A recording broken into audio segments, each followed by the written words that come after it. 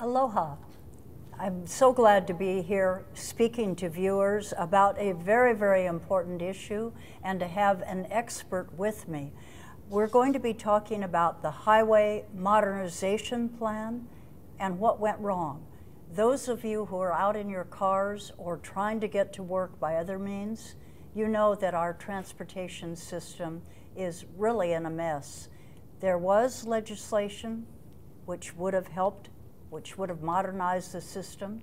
And with me is Panos, who is, I believe, Panos, I'm going to stumble on your last name. That's all right. Help me. I'll handle that. Yes, I'm glad to be here. I'm Panos Prevedouros, and I've been teaching transportation engineering at the UH for nearly 20 years. Panos is probably the most foremost expert in the state on transportation issues. I have to apologize for stumbling on your name. One of our sons, his godfather is Thucydides. Homer. That's Greek too. Yeah. And I was able to at least say that one, but I apologize. Sure. Panos, would you go ahead and talk to the viewers and explain to them about the Highway Modernization Plan and why we needed that? I mean, of course, the motoring public knows.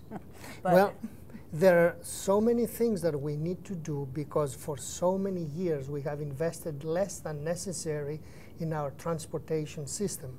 So there was a fairly large bill submitted from the DOT and the governor to the legislature to address major problems such as traffic congestion, big one, the quality of pavements, and the safety and security of bridges and roads that they may be inundated from tsunamis or other disasters. So there were major elements in that bill that would have helped with what we call shovel-ready projects. In other words, projects that you can start in a few months instead of after several years of planning. Let me stop you there for just 1 second.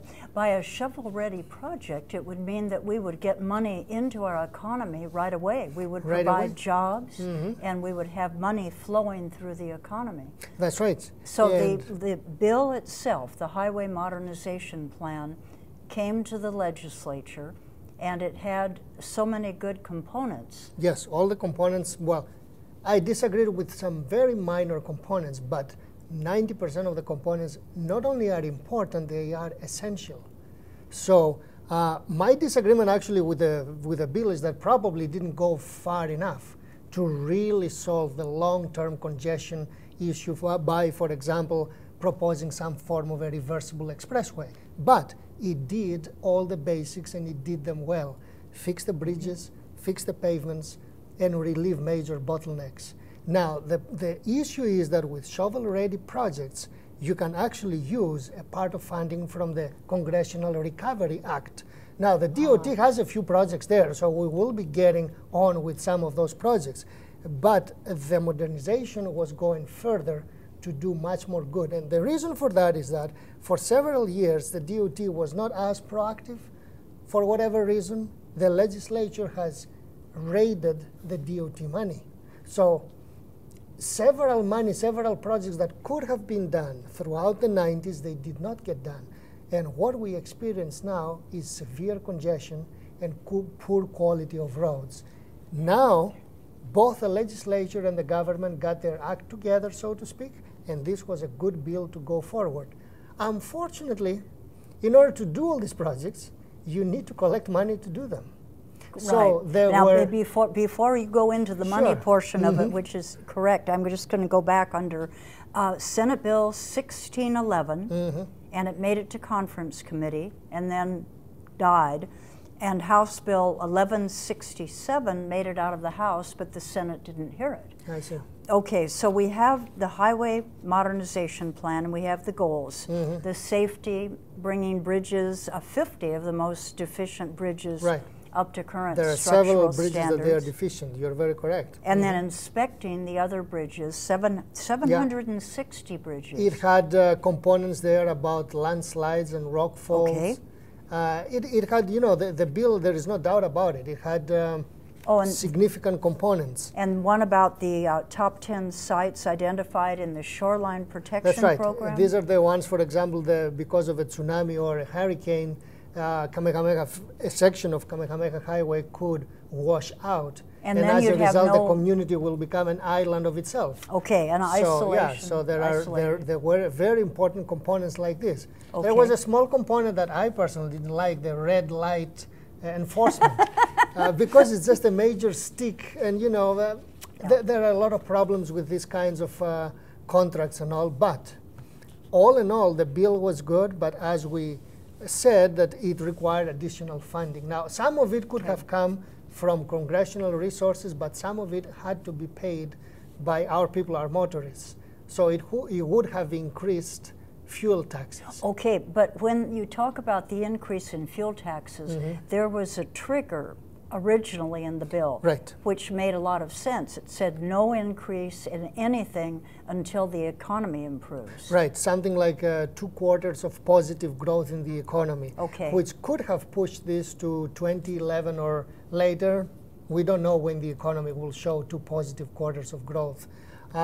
This was something that quite a few people found that it was a positive trigger.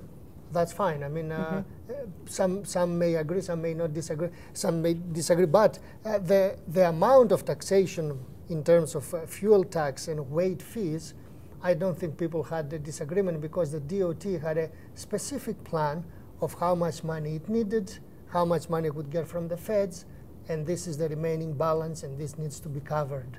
So it was a good $4 billion plan. So we're talking about serious investment, Okay. which is And- not going to take place, unfortunately. At least it's not starting anytime soon.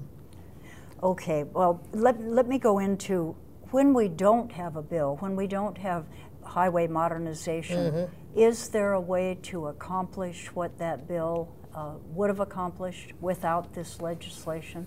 I mean, this is one Yeah, of the things that, let me just stop a Sure. second, because I think that viewers and our residents in Hawaii can really deserve to be angry at this. There was no rationale, no stated reason for this bill dying. In other words, it was a closed system. It died in a conference committee. The people could sit there and say, well, how come? Why? Why couldn't we have our highway modernization plan move forward? And no explanation. It just died in the conference committee. Right.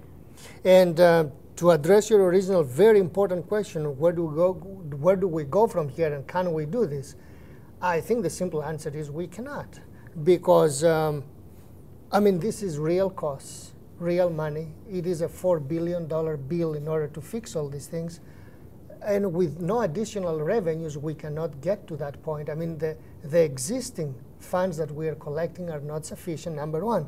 And number two, and very, very significant, the federal gasoline fund is almost bankrupt. In other words, the money they have collected, it's already been appropriated to projects. There is no more projects that can be afforded. So there is also debate at the congressional level what to do with the fuel tax. I mean, it is stuck at 38 cents for over 20 years now. I mean, inflation and all. I mean, we cannot build the concrete prices, the steel prices, all the materials have gone at least twice as high.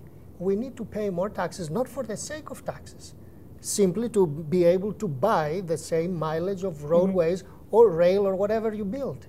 The infrastructure costs money, so now money has been inflated, the tax has to keep up.